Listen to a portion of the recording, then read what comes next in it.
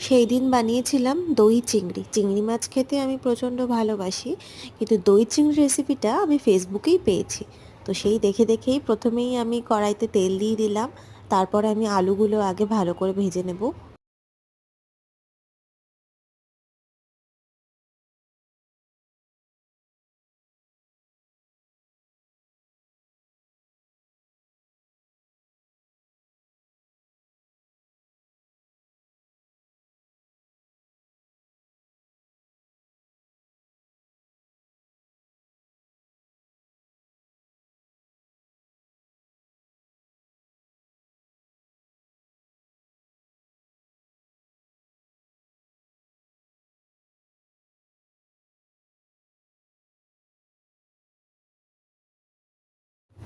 আলুগুলো ভাজা হয়ে গেছে, আমি আলুগুলো তুলে নিয়েছি। এবার আমি চিংড়ি মাছগুলো খুব অল্প করে ভাজবো, কেননা বেশি চিংড়ি মাছ ভাজা হয়ে গেলে সেই টেস্টটা কিন্তু আর ঝোলে পরবর্তী সময়ে পাওয়া যায় না। তো চিংড়ি মাছটা কিন্তু অল্প আঁচে ভাজবো, কেননা যে কোনো মাছই বেশি ভাজলে কিন্তু তার টেস্টটা খুব একটা ভালো লাগে না, আমার যতদূর যা মনে হয়। তো সেই জন্য অল্প করে আমি চিংড়ি মাছগুলো ভেজে নিচ্ছি।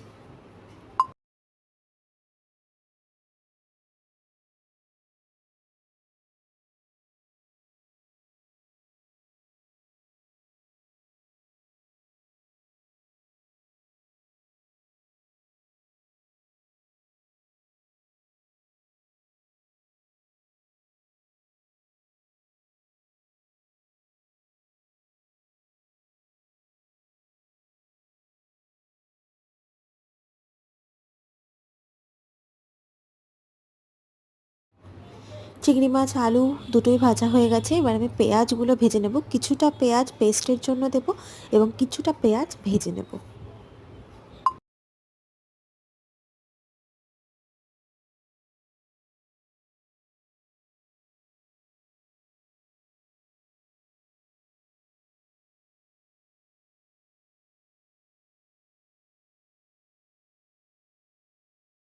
এবার মিক্সিতে কাঁচা লঙ্কা, শুকনো লঙ্কা, আদা, পেঁয়াজ এবং রসুন পেস্ট করে সেই মশলার মধ্যে দিয়ে দেব।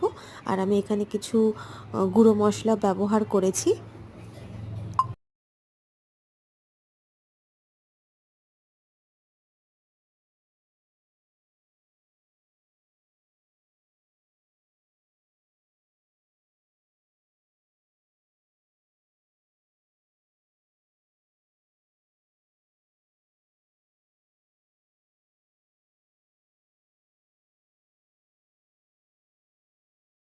মশলাটা ভালো করে কষিয়ে